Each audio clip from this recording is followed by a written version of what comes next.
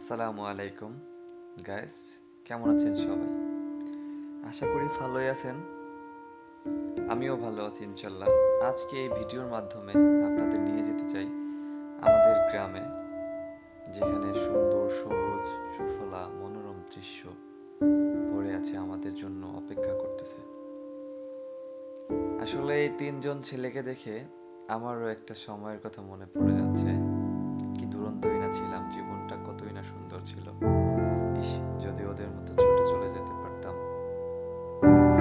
ওই পথ যদি না শেষ হয় কেমন হতো বলতো।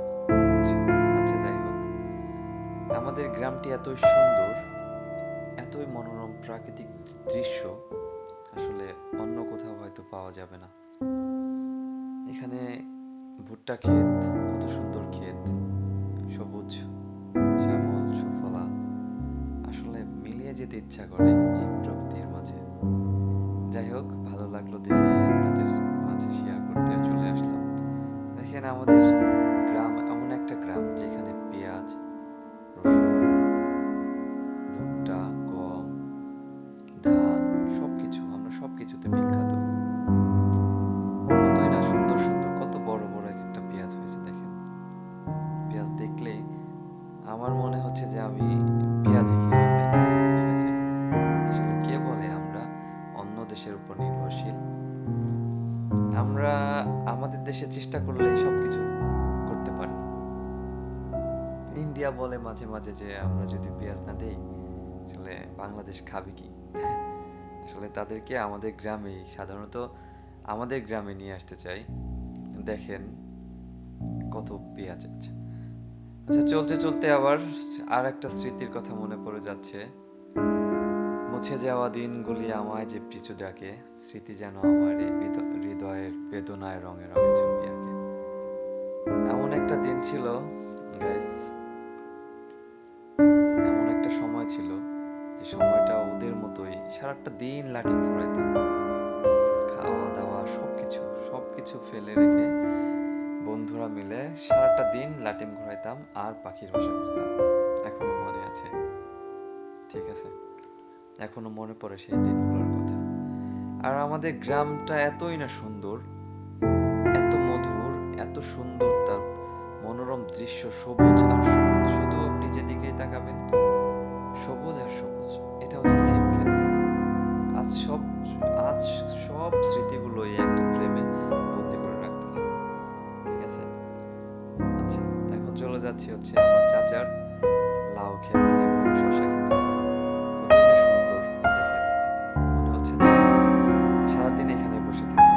এই ক্ষেতটা দেখলে মনে হয় আমার কাছে যে আমি এখানে সারাদিন বসে থাকি, এই সবুজের মধ্যে হারিয়ে যাই। কি নেই আমাদের এখানে, কি লাগবে আপনাদের, সব কিছু এখানে আছে। আপনারা চাইলেই ঘুরতে আসতে পারেন আমাদের নগরকান্দা থানার নিকটবর্তী গ্রামটিতে। এই গ্রামের এত সুন্দর দৃশ্য, এত সুন্দর গাছপালা, এত সুন্দর, মানে আমি অন্য কোথাও দেখিনি এখন। কত সুন্দর তাল গাছগুলো দেখেন, কত সুন্দর সুন্দর তাল গাছ। আসলে যারা বাইরে আছেন বা যারা দেশের বাইরে আছেন, আচ্ছা ভাইরা, আর যারা বাংলাদেশের ভিতরে আছেন অথচ গ্রামের বাইরে ঢাকা শহরে আছেন, তাদেরকে বলি যে আসলে শহরে শুধু ইট পাথর আর কংক্রিটের দেয়াল ছাড়া আর মানুষের আনাগোনা ছাড়া কিছুই পাবেন না। আসেন আমাদের গ্রামে, গ্রামটা ঘুরে দেখুন, রিফ্রেশ হয়ে যান। এত সুন্দর পরিবেশ আর কোথাও হয়তো পাবেন না। আর কি বলবো, আসলে আমারই এমন লাগে যে আমি এইখানেই শুয়ে থাকি সারাটা দিন। বাস্তব কথা, চারদিকে যেদিকেই তাকাবেন সেদিকেই শুধু সবুজ আর সবুজ, অসংখ্য সবুজ শ্যামল আমাদের এই দুনিয়া এবং আমাদের এই বাংলাদেশ।